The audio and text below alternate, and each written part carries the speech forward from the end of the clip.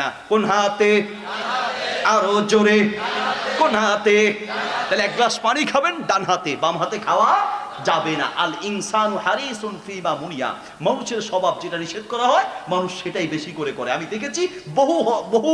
চা দোকানে দরকার নাই প্রয়োজন নাই এরপরে কিছু মানুষ বাম হাতে খায় আল্লাহ নবী সাল্লাল্লাহু আলাইহি ওয়াসাল্লাম বলেন কুল বিয়ামিনিক ফাইন্না শাইতানা ইয়াকুলু বিশিমাল ডান হাতে খাও বাম হাতে শয়তান খায় আমার মনে আছে 2010 বা 11 সালের দিকে আমি মালদ্বীপ মাহফিল করতে যাব